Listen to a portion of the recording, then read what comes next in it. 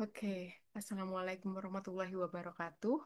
Di sini akan saya lanjutkan untuk memberi tutorial part 2, yaitu tahap persiapan lembar kerja dan pengolahan awalnya.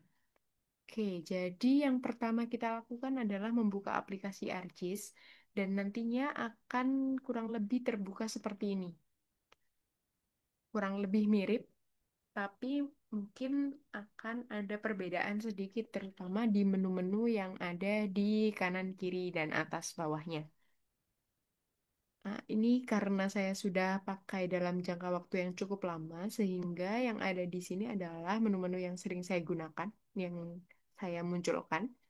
Tapi apabila punya kalian belum ada, nanti bisa kita munculkan lewat customize atau Windows dan seterusnya. Nanti kita akan pelajari dari awalnya. Oke, kurang lebih seperti ini tampilannya. Yang pertama harus kita lakukan adalah menentukan working directory-nya. Jadi nanti kita akan bekerja di working directory tersebut. Jadi akan lebih sistematis dan datanya tidak akan tercecer di mana-mana. Bagaimana caranya? Caranya di sini kita akan masuk ke katalog. Nah, di sini kalau kalian tidak ada menu katalog di kanan, bisa dimunculkan di Windows, lalu klik yang katalog. Nah, nanti akan muncul seperti ini. Kalau ingin supaya tetap ada di kanan, kita bisa pin, jadi nanti dia tidak akan menghilang seperti ini. Nah, yang pertama kita lakukan adalah menentukan working directory-nya. Tadi semua data sudah kita satukan dalam satu folder terlebih dahulu. Nah, kita konekkan folder tersebut ke ArcGIS. Jadi, supaya gampang kalau kita ingin menambah-nambah data atau nanti dalam pengolahan akan harus menyimpan data antara atau data bahkan data hasilnya gitu. Jadi, di sini kita lakukan connect to folder. Lalu kita cari foldernya tadi ada di mana.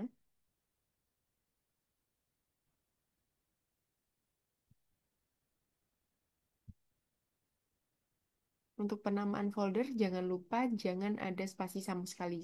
Karena nanti mungkin ada beberapa pengolahan yang tidak memperkenankan ada spasi sama sekali.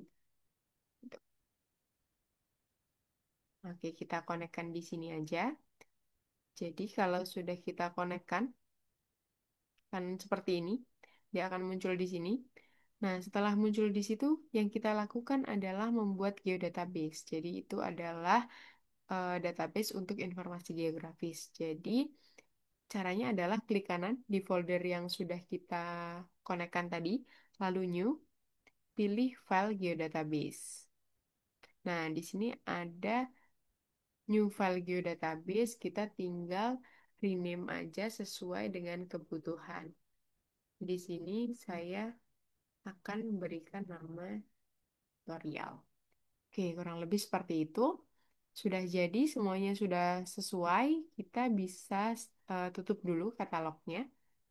Kita akan memasukkan data-data yang kita butuhkan dan sekalian dipersiapkan gitu. Jadi data-data yang akan kita butuhkan adalah data batas wilayah. Nah, di sini adalah ada nanti dia akan munculnya seperti ini. Jadi dia adalah folder connection tadi. Kita pilih di folder mana data-data kita berada. Lalu kita masukkan data batas administrasinya. Ada di mana tadi kita download di RBI atau Rupa Bumi Indonesia. Tadi namanya adalah Banyuwangi. Jadi kita download di sini. Kita masukkan di sini. Nah, ini yang kita masukkan adalah yang berekstensi GDB atau Geodatabase. Jadi kita add langsung. Nah, di sini ada banyak kategori data. Jadi ini adalah kategori data. Datanya sendiri lebih banyak daripada ini. Karena kita butuhkan batas wilayah, kita klik yang batas wilayah. Nah, jadi pada kategori batas wilayah ada banyak. Ada batas administrasi kabupaten kota, desa, kelurahan, dan kecamatan. Ada juga yang berupa area, ada juga yang berupa garis. Biasanya untuk analisis kita gunakan yang area. Jadi karena garis tidak kita gunakan atau belum kita gunakan, biasanya kita gunakan untuk tampilannya. Tapi karena belum, kita bisa remove dulu. Untuk di sini saya akan memberikan contoh di kabupaten atau kota. Nanti untuk tugas kalian menyesuaikan saja dengan eh, yang diminta dan wilayah administrasi yang kalian pilih. Nah, di sini desa kelurahan tidak kita pakai, kecamatan juga tidak. Oke, di sini menyisakan wilayah administrasi kabupaten atau kota. Tapi saya pengen yang Banyuwangi aja. Nah, di sini masih banyak perbatasan dengan kabupaten atau kota lain. Jadi masih ada sedikit dari kabupaten atau kota lain. Kita coba cek.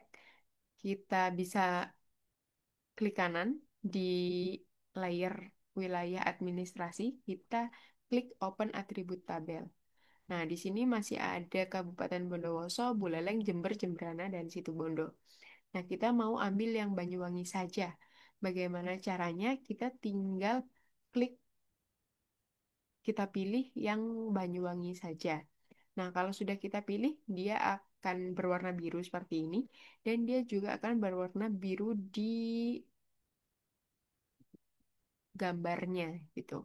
Nah, di sini bagaimana caranya memisahkan? Sebenarnya bisa dengan dihapus atau bisa dengan kita memasukkan atau kita ekspor. Jadi kita ekspor data. Nah, di sini setelah kita ekspor, dia ada pilihan apa yang pengen kita ekspor. Apakah semuanya, apakah yang kita pilih saja, atau yang terlihat saja. Nah, di sini karena saya pengen yang Banyuwangi saja, jadi kita pilih yang selected features. Lalu koordinat sistemnya kita samakan dengan source-nya. Lalu kita pilih akan disimpan di mana. Jadi kita simpan di sini. Untuk namanya kita beri nama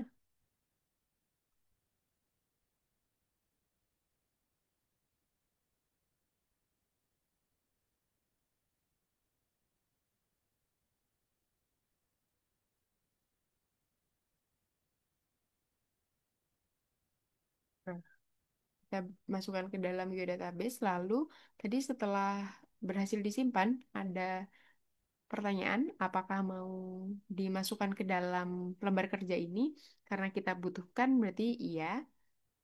Nah, lalu kita sudah dapat yang hanya Banyuwanginya saja. Berarti yang ini, yang kabupaten kota sudah tidak kita butuhkan lagi untuk saat ini, jadi bisa kita remove aja.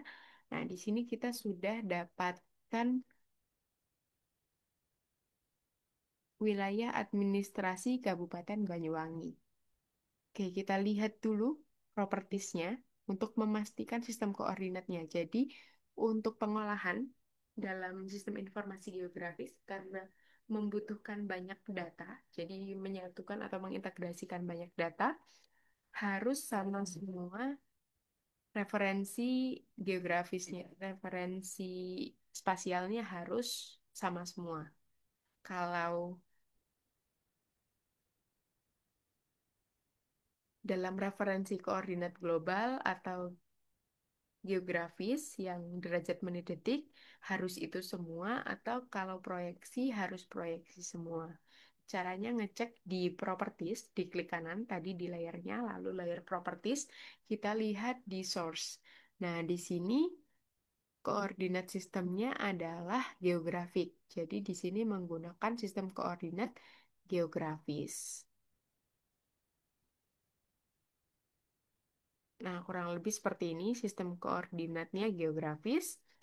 Sudah, eh, karena kita sudah tahu, sekarang kita persiapkan data kedua yang kita butuhkan, yaitu data DEM-nya. Kita tambahkan, kita add data. Di sini ternyata setelah saya coba data dari Demnas itu kurang bagus untuk dilakukan pengolahan ini. Jadi kita gunakan data DMS RTM-nya saja. Jadi di sini untuk DMS RTM kita masukkan. Nah, dia muncul seperti ini. Nah, agar tampilannya lebih gampang kita cerna, kita klik kanan di sorry, kita klik kanan di layernya lalu kita pilih properties. Lalu kita lihat yang simbologi. Nah, di sini akan muncul seperti ini, kita pilih yang stretched di sini, stretch. Nah, lalu kalau sudah kita pilih sebenarnya bisa berwarna atau bisa hitam putih, di sini kita pilih yang hitam putih aja. Lalu oke, nah dia tampilannya akan seperti ini. Kalau seperti ini kan agak lebih bisa dimengerti ya, eh, mana yang lebih tinggi daripada yang mana. Jadi lebih tergambar gitu. Nah, ini karena wilayah cakupannya adalah Jawa Timur, jadi dia cukup lebar ya, cukup lebar. Jadi yang kita butuhkan cuman Banyuwanginya saja.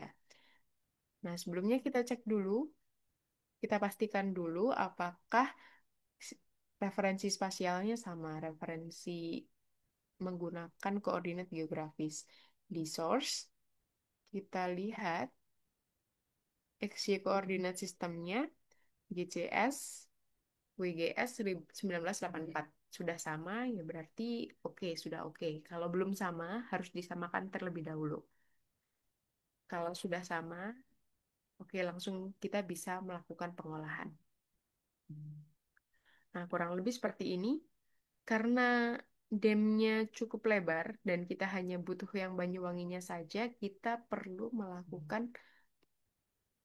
pemotongan atau clipping. Jadi kita clip datanya, bisa kita gunakan search di sini untuk lebih gampangnya.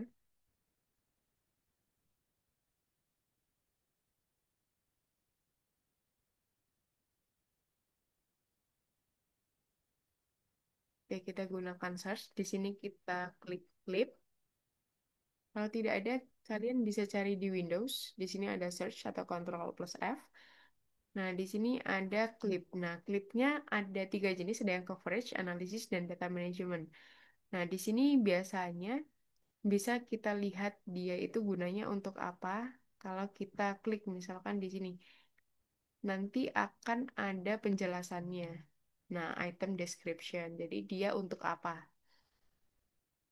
Untuk apa, cara kerjanya seperti apa, lalu apa yang perlu kita masukkan, dan seterusnya itu lengkap semuanya di sini. Nah, di sini karena saya ingin nge-crop data raster, DEM itu termasuk data raster sama seperti citra satelit, jadi kita gunakan yang ini. Oke, untuk inputnya, berarti yang ingin kita potong adalah DEM-nya.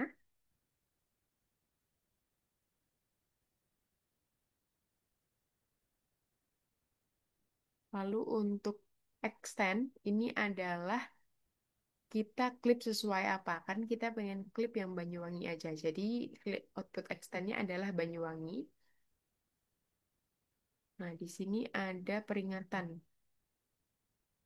datum konflik between input and output.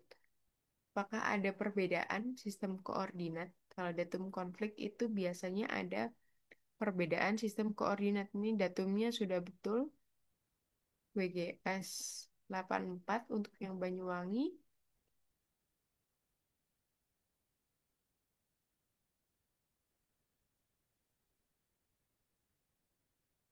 Datumnya adalah sudah betul. Jadi saya rasa sudah betul ya. Jadi kita langsung saja masukkan seperti tadi, wangi. Lalu di sini ada XY maksimum. Nah, kalau misalkan ini dia akan berbentuk kotak sesuai dengan maksimum minimumnya. Tapi kalau kita pengen dia benar-benar terpotong berbentuk Banyuwangi, kita harus centang dulu use input feature for clipping geometry. Itu opsional. Lalu kita akan simpan di geodatabase yang punya kita tadi. Di dalam sini kita beri nama clip Banyuwangi. Oke, sudah selesai semua. Lalu kita oke. Kita tunggu sampai prosesnya selesai. Apakah berhasil atau gagal, nanti kita akan ketahui ketika prosesnya sudah selesai. Jadi nanti di pojok kiri bawah sini, nah seperti ini. Nah, ini ada gangguan.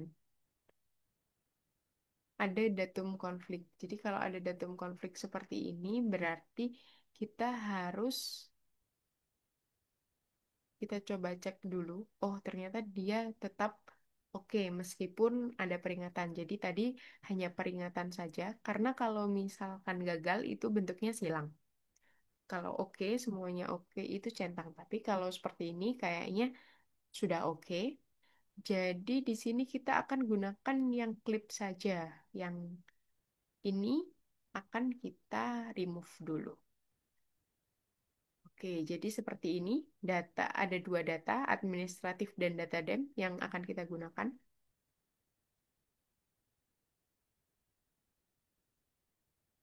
Dua data ini yang akan kita analisis lebih lanjut nantinya. Oke, terima kasih. Akan saya lanjutkan di tutorial part 3.